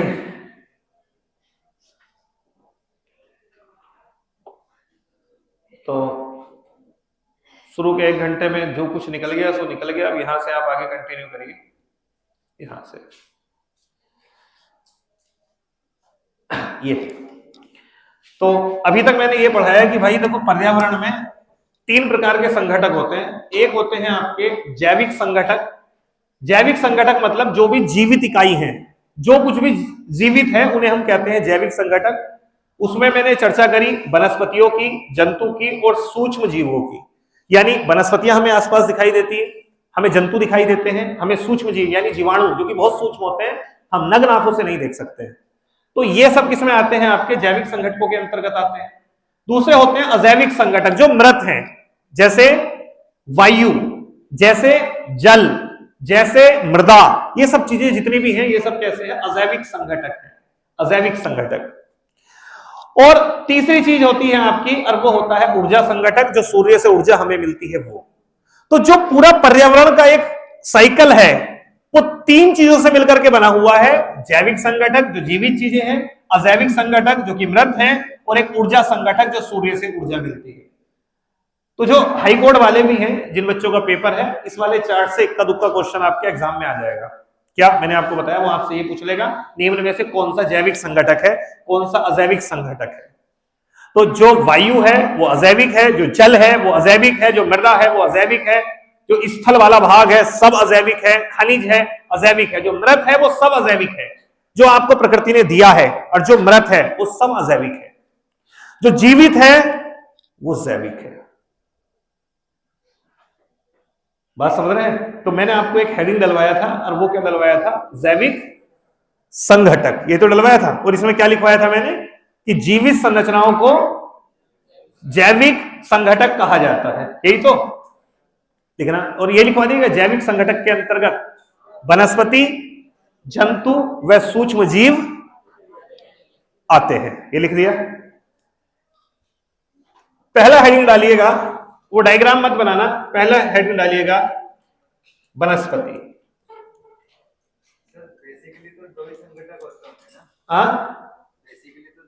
दो ही हैं, लेकिन एग्जाम में गलत हो गया। एक बार क्वेश्चन आया कि पर्यावरण में कितने संघटक होते हैं, 2, 3, 4, 5, बच्चों ने 2 लगा दिया, उसमें आंसर 3 माना, इसलिए 3 पढ़ाया।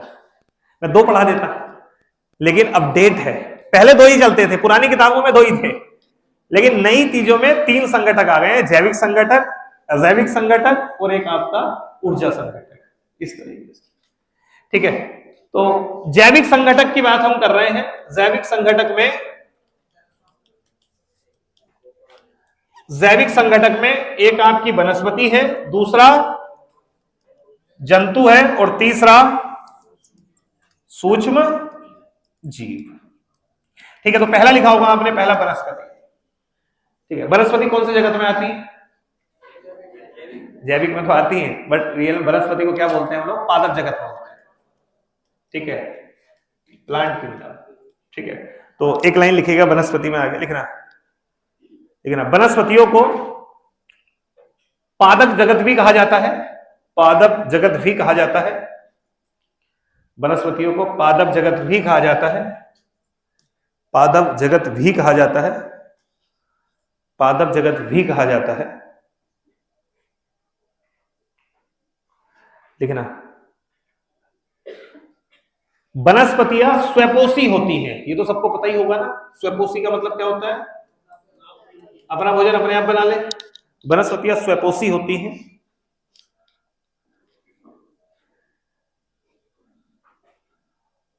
और यह अकार्बनिक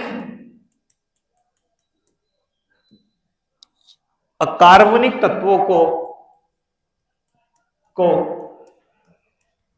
कार्बनिक तत्वों में बदलती हैं। यह अकार्बनिक तत्वों को कार्बनिक तत्वों में बदलती है। स्टार लगा देना एक, ठीक है, सिंगल स्टार। आधे तो यही फैल गए होंगे कि अकार्बनिक तत्वों को कार्बनिक तत्वों में बदलने का मतलब क्या है। ठीक है, तो क्या है अभी मैंने आपको बताया भी था। अच्छा, कोई मुझे आप में से, चलो बहुत बहुत पढ़े हुए लोग बैठे हैं यहां पर, कोई मुझे अंतर बताएगा कार्बनिक व अकार्बनिक में क्या अंतर होता है? में अंतर, कार्बनिक और अकार्बनिक में क्या अंतर होता है? कोई भी मुझे बताएगा?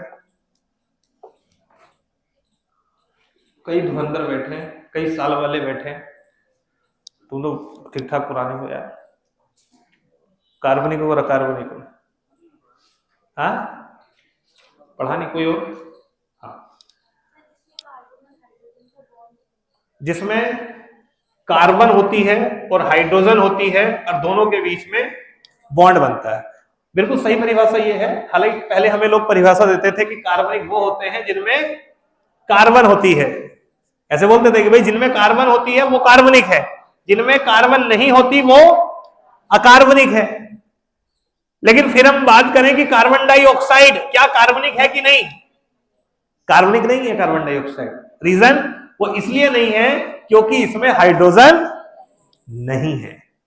तो कार्बनिक वो होते हैं जिनमें कार्बन भी हो, हाइड्रोजन भी हो और बीच में उनके क्या बन रहा हो? बॉन्ड बन रहा हो, उनको हम कहते हैं कार्बनिक। ठीक है, अब आप मुझे ये बताइए कि ये वृक्ष है, ये पेड़ है, पेड़ कितनी चीजों पे निर्भर कर रहा है? आप कहेंगे जी देखो, एक तो वायु पे निर्भर कर रहा है। वायु, कौन सी वायु पर? CO2 पर निर्भर कर रहा है। दूसरा, मिट्टी से क्या ले रहा है? जल, पानी ले रहा है, यानी H2O ले रहा है। ये सब चीजें तो ले रहा है। बाकी उसे सूर्य का प्रकाश मिल रहा है, ये सब चीजें। ये जितने तत्व हैं ये सब कार्बनिक है कि अकार्बनिक है? अपने दिमाग से बताओ, क्या CO2 क्या है? अकार्बनिक है। जल क्या है? अकार्बनिक है। अकार्बनिक है, कार्बन नहीं है उसमें। अच्छा, जितने मिनरल्स हैं, जो भी खनिज जाते हैं, वो सब क्या है? अकार्बनिक है। लेकिन वृक्षों में एक क्षमता होती है, ये क्या करेंगे? इधर से CO2 ली, ठीक है, इधर से हाइड्रोजन भी आया, ये सब आया, और इन सबको मिला करके कुछ बनाएंगे। क्या बनाएंगे? कार्बोहाइड्रेट्स। कार्बोहाइड्रेट क्या बनाएंगे? प्रोटीन। क्या बनाएंगे? वसा। अब मैं कहूं कार्बोहाइड्रेट क्या है? C6H12O6 यानी ग्लूकोज। ग्लूकोज में कार्बन का बॉन्ड हाइड्रोजन से बनता है? हाँ बनता है। क्या प्रोटीन में बनता है? हाँ बनता है। क्या वसा में बनता है? हाँ बनता है। यानी ये सब क्या है? कार्बनिक है। तो वनस्पतियां क्या करती हैं? अकार्बनिक पदार्थों को किसमें कन्वर्ट करती हैं? कार्बनिक में कन्वर्ट करती है। अच्छा, मैं बोलूंगा हमारा शरीर कार्बनिक तत्वों से मिलकर बना हुआ है या कार्बनिक तत्वों से मिलकर बना हुआ है? बताइए, अकार्बनिक या कार्बनिक?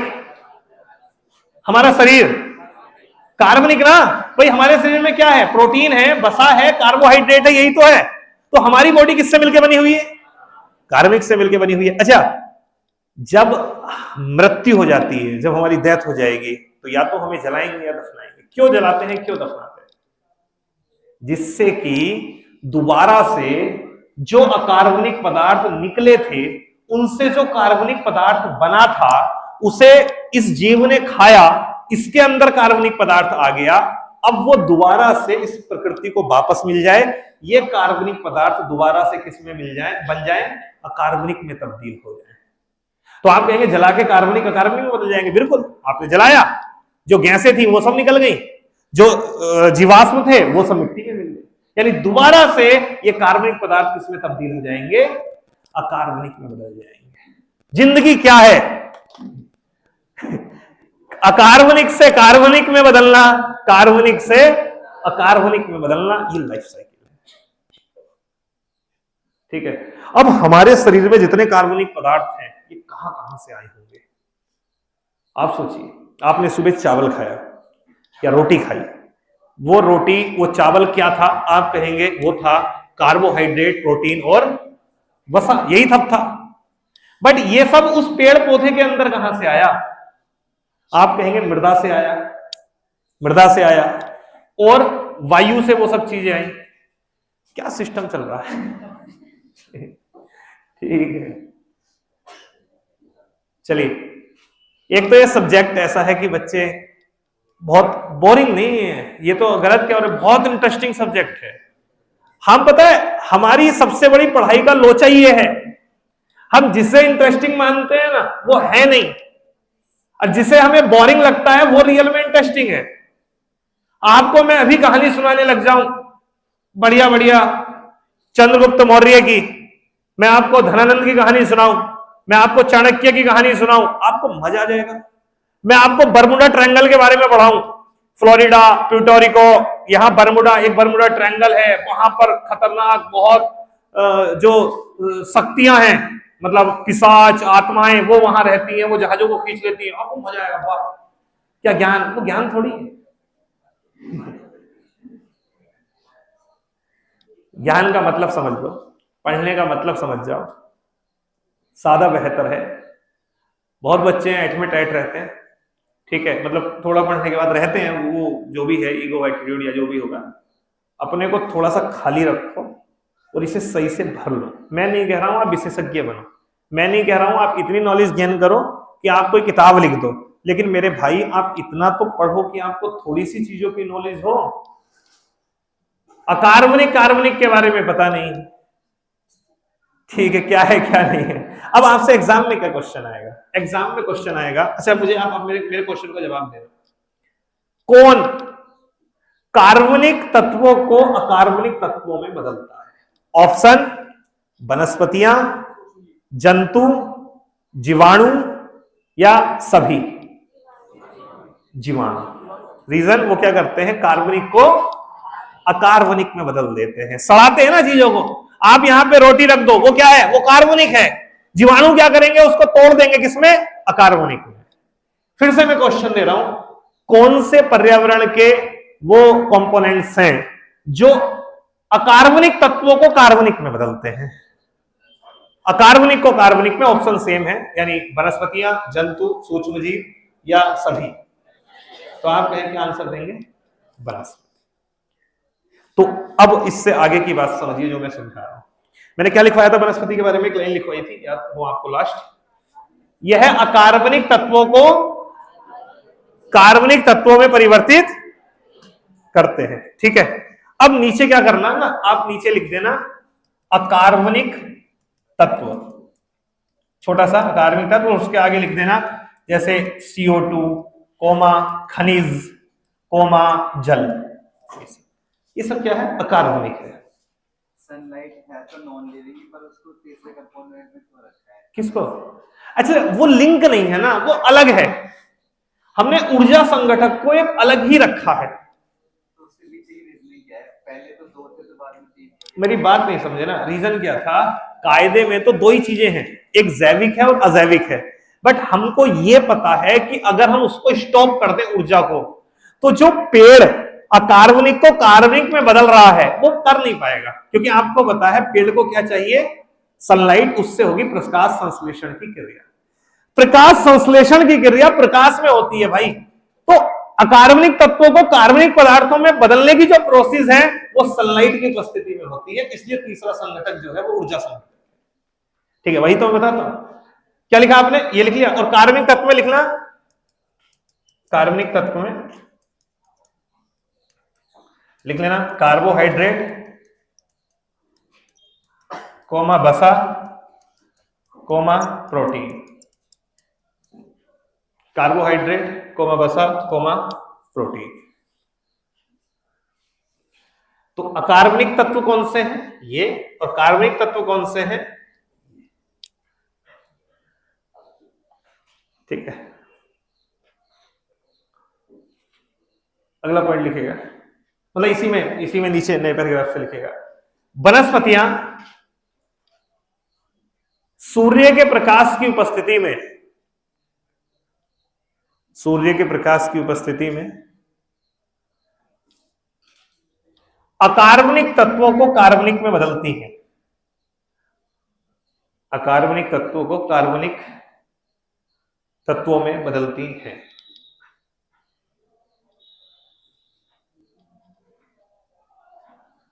वनस्पतियां सूर्य के प्रकाश की उपस्थिति में अकार्बनिक तत्वों को कार्बनिक तत्वों में बदलती हैं।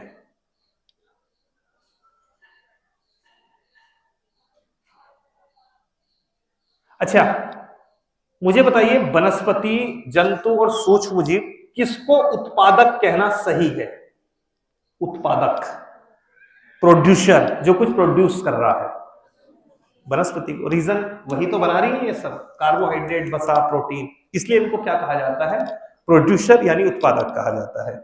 लिखेगा, इसी कारण वनस्पतियों को उत्पादक कहते हैं, वनस्पतियों को उत्पादक वर्ग में रखा जाता है, ऐसे लिख देना। इसलिए वनस्पतियों को उत्पादक वर्ग में रखा जाता है, वनस्पतियों को उत्पादक वर्ग में रखा जाता है।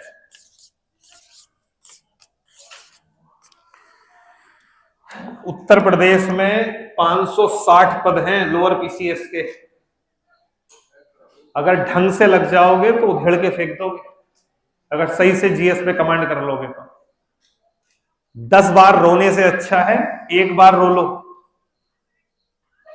मेरी बात समझ रहे हो कि नहीं? 10 बार रोने से अच्छा है। अभी क्या है ना, कोई छोटी जॉब लोगे तो भी रोओगे, लोग छोड़ के आ रहे हैं, तो बार बार फिर थोड़ी ये कोई मिल जाएगी फिर रोओगे, उससे बेहतर है एक बार ढंग से रो लो, मेहनत कर लो, ढंग से अपना समय दे दो, और फिर एक अच्छा सा एग्जाम ले लो भाई, ठीक है। कई बच्चे हैं सचिवालय में जाके बैठे हैं, समीक्षा अधिकारी बने हैं, मैंने कई एग्जाम्पल देता हूं, ठीक है, शाही जिंदगी चल रही है, कह रहे सर वो जो हमें ज्ञान बांटने वाले घूमते थे ना, वो कांस्टेबल बने घूम रहे हैं, और कोई ऐसे घूम रहे हैं जो हमें ज्ञान बांटते थे। सचिवालय में लड़का है विपिन, बात करना, एक बार रो के बढ़िया मेहनत करके अच्छा एग्जाम दे दो, अच्छे एग्जाम निकाल लो। अब उत्तर प्रदेश में बहुत अच्छा मौका है आपके पास आरओ का, और इसमें पीसीएस वाला ज्यादा बच्चा फाइट करेगा नहीं, रीजन है कि बीपीएससी है उनके सामने, यूपी पीसीएस भी है, बीपीएससी में 2000 पोस्टें हैं, तो बच्चा उधर ऑक्यूपाइड है। आपके लिए सबसे बेहतर है उत्तराखंड में, आप देखो अब हर वैकेंसी आ रही है, लोअर का आ गया नोटिफिकेशन, अपर का नोटिफिकेशन आने वाला है, रेंजर का नोटिफिकेशन सिर पे रखा हुआ है।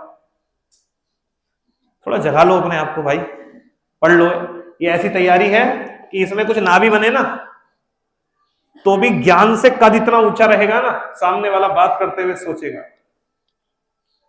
ठीक। चलिए ये लिख लिया आपने वनस्पति के बारे में। नेक्स्ट लिखिएगा जंतु, अगला पॉइंट लिखिएगा जंतु। जंतु जंतु लिखना, इस जगत के जीव वनस्पतियों से कार्बनिक पदार्थ को प्राप्त करते हैं। इस जगत के जीव वनस्पतियों से कार्बनिक पदार्थ को प्राप्त करते हैं, कार्बनिक पदार्थ को प्राप्त करते हैं। कार्बनिक समझ गए ना, जिसे भोजन कह सकते हैं आप। भोजन क्या है? कार्बनिक है। भोजन क्या है? कार्बनिक है, ठीक है, को प्राप्त करते हैं, इसलिए इन्हें उपभोक्ता कहा जाता है, इसलिए इन्हें उपभोक्ता कहा जाता है, उपभोक्ता।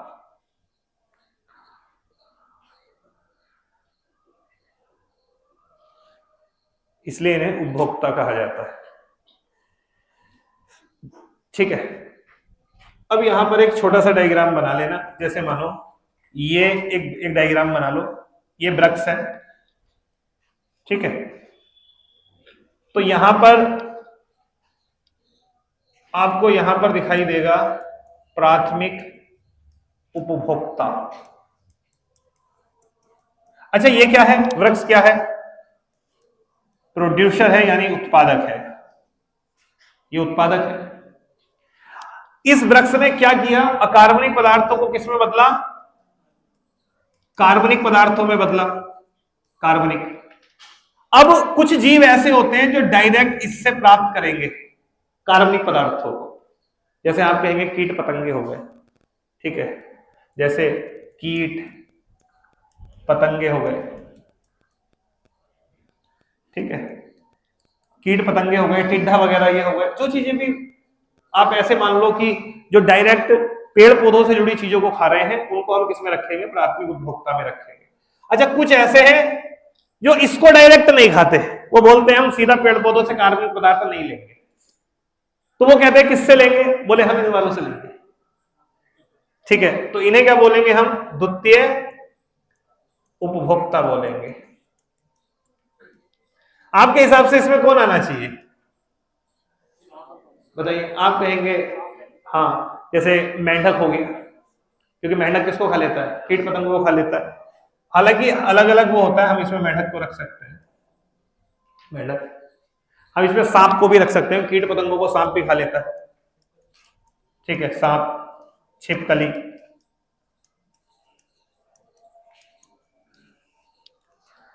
ठीक।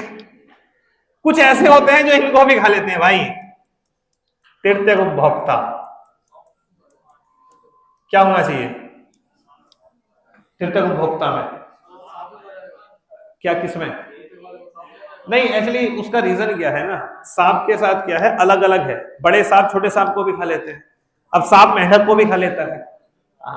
तो तृतीय उपभोक्ता में आप बड़े सांप भी रख सकते हो, बड़े सांप, और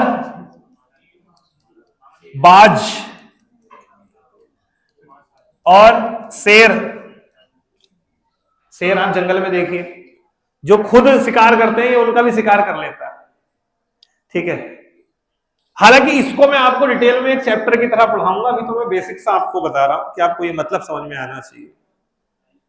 अच्छा, मानव को हम इसमें से किसी में नहीं रखते, मानव को हम किस में रखते हैं? अलग से हमने बना दिया है क्या? सर्वाहारी। मानव जो है वो सर्वाहारी है, सर्वाहारी में आता है। ओनली मानव ऐसा है जो इससे भी ले लेगा कार्बनिक पदार्थ, जो इससे भी कार्बनिक पदार्थ खा लेगा, जो इससे भी कार्बनिक पदार्थ ले लेगा, जो इससे भी कार्बनिक पदार्थ ले लेगा। यानी सबसे कार्बनिक पदार्थ प्राप्त करने की क्षमता मानव रखता है, ठीक है। उसे मौका मिला, वो कार्बनिक पदार्थ पेड़ पौधों से लेगा। कार्बनिक पदार्थ का मतलब है भोजन, भोजन का मतलब है कार्बोहाइड्रेट, वसा और प्रोटीन। समझ रहे हैं आप?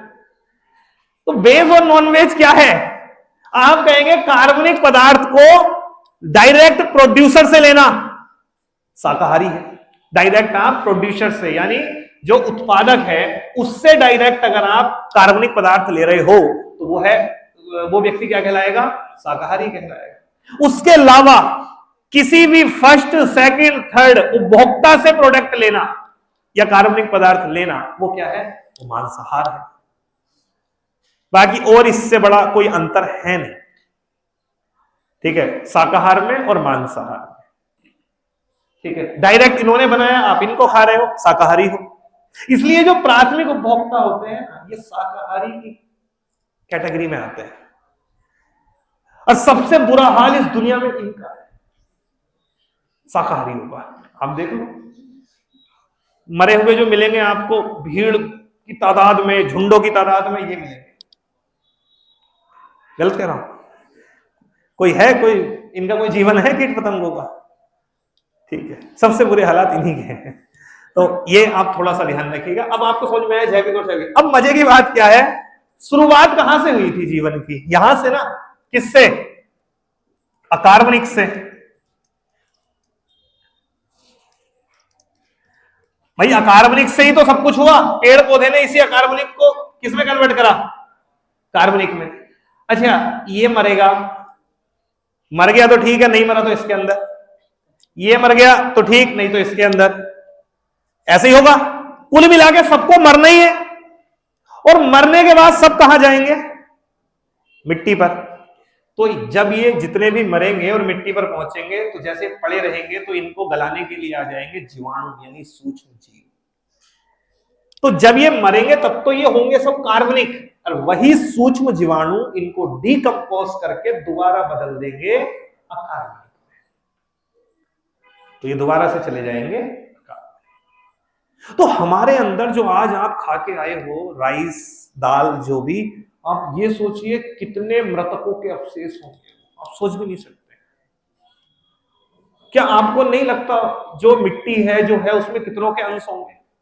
आप कहेंगे नहीं सर उसमें ज्यादा से ज्यादा क्या होगा, उसमें कीड़े मकोड़े होंगे, यही सब होगा, इंसान तो नहीं दफन होगा। मैं कहूंगा ठीक है, कीड़ा मकोड़ा क्या खा के आया होगा?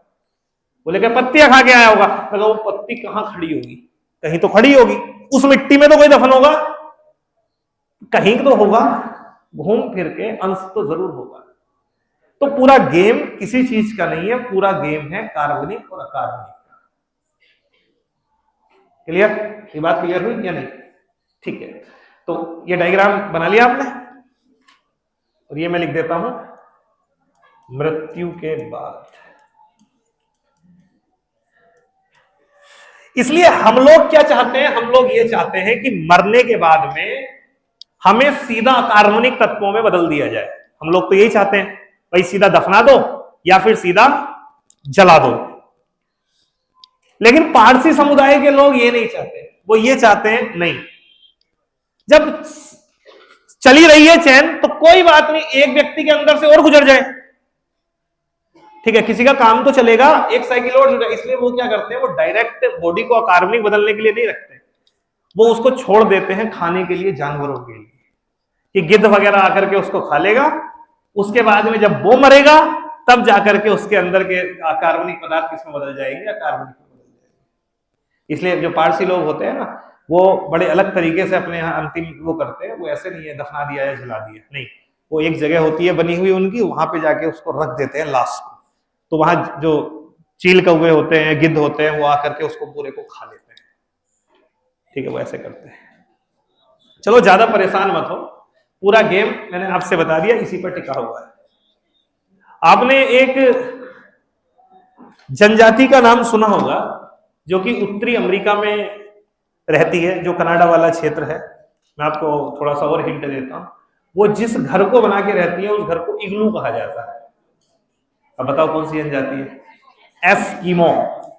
तो जो आपका नॉर्थ अमेरिका है, उत्तरी अमेरिका, मैं आपसे बता तो रहा हूं कितना इंपॉर्टेंट होता है। देखिए भोजन, कार्बनिक पदार्थ कितने इंपॉर्टेंट है। तो यहां पर एक जनजाति रहती है आपकी, इसका नाम है एस्किमो, बिल्कुल बर्फ वाले एरिया में रहती है। इतना संघर्ष वाला जीवन है, आप सोच नहीं सकते। इनको खाने को कुछ नहीं मिलता है, बर्फ पे रहते हैं, बर्फ के घर बना के रखते हैं जिन्हें इग्लू कहा जाता है। गाड़ियां भी वैसी वाली होती हैं, खिसकाने वाली, स्लेज नाम है गाड़ी की, जो गाड़ी यूज करते हैं उसको स्लेज कहते हैं। इनके यहां पर एक परंपरा है, वो ये होती है कि जब भी कोई व्यक्ति बूढ़ा हो जाता है तो वो अपनी स्वतः घोषणा कर देता है कि मैं अब जीना नहीं चाहता। फिर ये सब लोग मिलकर के उस बूढ़े व्यक्ति को, वो जिसके भी दादा नाना पापा होंगे, जो भी होंगे, वो सब लोग मिलकर के उसका शिकार करते हैं, उसको मारते हैं। फिर उसको मरने के बाद में सब लोग, समुदाय के लोग, उसको आपस में डिस्ट्रीब्यूट कर देते हैं, बांट लेते हैं और फिर खा लेते हैं। तुम्हें क्या लगा था मैं कुछ और कहने वाला हूं? फिर उसको बांट करके इसे आपस में खा लेते हैं। ठीक है, ऐसा क्यों? आप कहोगे सर ये कैसा, ये तो घोर पाप है, ये तो कलयुग है। कलयुग नहीं है भाई, कलयुग नहीं है। समय की मांग क्या है? समय की मांग है ये चाहिए जीवन चलाने के लिए। रोटी, कार्बनिक पदार्थ, ये कहां से आएगा? या तो पेड़ पौधे से आएगा, बर्फ पे तो वहां है नहीं, जीव से आएगा, शिकार नहीं मिल रहा है, बर्फ है जमी हुई, तो कहां से आएगा? फिर इंसान को इंसान ही दिखाई देगा, वही है, पूरा कार्बनिक पदार्थ भरा हुआ है भाई। ये है मामला। ठीक, तो खैर ये आपने नोट किया, ये जंतु। लास्ट लिखिएगा सूक्ष्म जीव, तीसरा सूक्ष्म जीव। सूक्ष्म जीव लिख रहा, वनस्पति व जंतु जगत वनस्पति व जंतु जगत को अंतिम रूप से अपघटित करने का कार्य, अपघटित करने का कार्य, अंतिम रूप से अपघटित करने का कार्य सूक्ष्म जीव करते हैं। ब्रैकेट में लिख देना जीवाणु। सूक्ष्म जीव करते हैं, जीवाणु।